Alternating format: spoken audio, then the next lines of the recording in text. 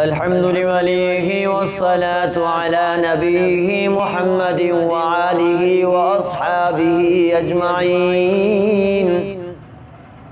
أما بعد فأعوذ بالله من الشيطان الرجيم. بسم الله الرحمن الرحيم. عن ابن عمر أن النبي صلى الله عليه وسلم قال يا معشر النساء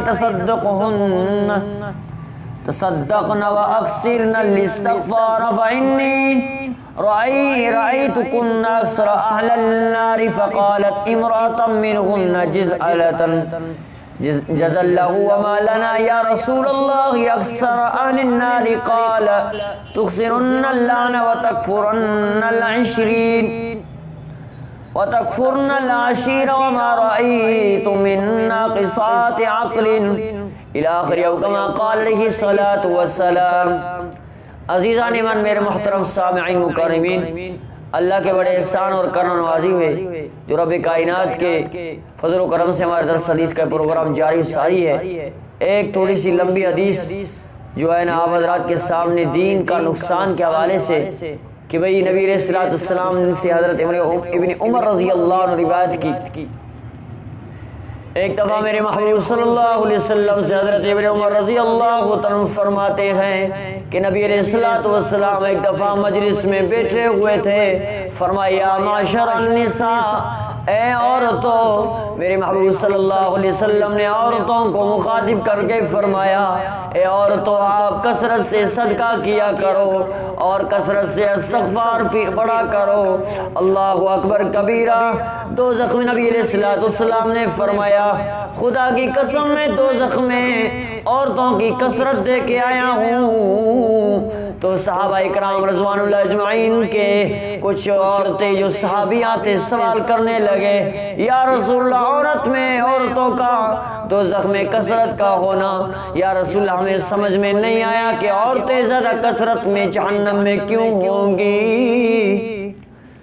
تو نبی علیہ السلام نے فرمایا کہ عورتیں آپ لعنتان زیادہ کرتے ہو، چھوٹے چھوٹے باتوں پہ لعنتیں کرتے ہو. فلاں پہ لعنتوں کے ایسے کیوں کیا، فلاں پہ لعنتوں کے ایسے کیوں کیا. اور پھر فرمایا کہ تکفرن العشر، اور آپ اپنے شوہر کے دی ہوئے چیزوں پہ ناشکری کی اظہار کرتے ہو. کبھی ناخوش نہیں ہوتے ہو، کبھی بھی خوش نہیں ہوتے، ہمیشہ ناخوش رہتے ہو. اور کئی دنوں تک آپ نماز بھی نہیں پڑھتی اور روزے بھی نہیں رکھتے. یہ دین کا نقصان ہے. اور عورتوں کو حیض آتی ہے. صحابہ نے عرض کی یا رسول اللہ وہ کیسے؟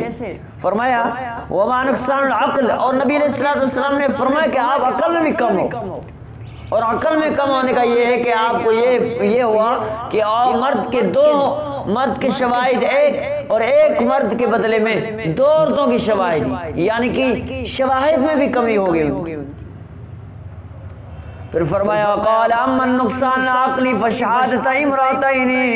فرمایا تعدل الشہادت رجل فہذا نقصان العقلی وتمقت اللیالی ما تصلی وتقتر فی رمضان وتفطر فی رمضان فہذا نقصان الدین.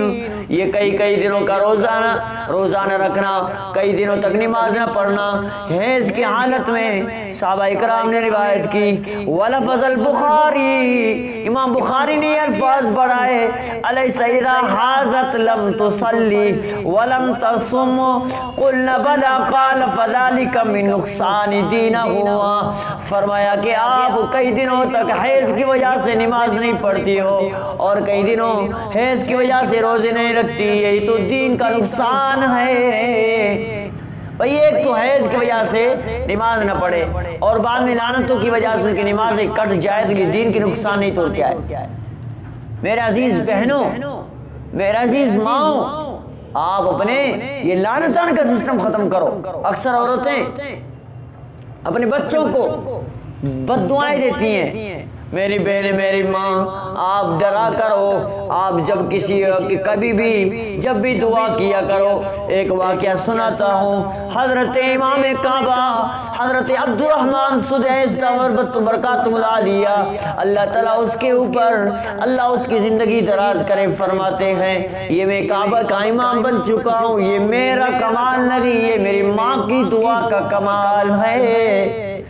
حضرت امام کعبہ فرماتے ہیں ایک دفعہ مجھ سے غلطی ہو گئی، گھر میں آیا، ماں کہنے لگی اب دعا دے رہی ہے، پتہ نہیں بد دعا ہے یا دعا ہے معلوم نہیں پڑی۔ فرمایا کہ عبد الرحمن تو نے مجھے بہت تنگ کیا ہے، جا خدا کرے تم کعبہ کا امام بن جاؤ، جاؤ خانہ کعبہ کا امام بن جاؤ، میری دعا ہے۔ اللہ اکبر۔ امام کعبہ حضرت عبد الرحمن سدیس دامت برکاتہ العالیہ روتے ہوئے آنکھوں سے آنسو بہاتے ہوئے کہنے لگے واہ میری ماں تیری دعا کا کیا اثر۔ اللہ اکبر۔ میری ماں میری بہنوں اپنے بچوں کو دعائیں دیا کرو، بد دعائیں نہ دیا کرو۔ آپ بد دعا دے رہی تھی، جاؤ کسی گاڑی کے نیچے آ جاؤ، جاؤ گم ہو جاؤ، ہو سکتا ہے وہ قبولیت کے وقت ہو اور آپ کی دعا قبول ہو جائے۔ اللہ تبارک و تعالیٰ سے دعا ہے رب العالمین ہمیں دین کے نقصانات سے بچائے۔ دین میں فائدے ہی فائدے ہیں، لیکن دین کو سنت کے مطابق اگر اس دین کو استعمال کرو، اگر آپ نبی علیہ السلام کی سنت کے مطابق بیت الخلاء میں جاؤ تو یہ بھی آپ کے لیے دین بن جائے گا۔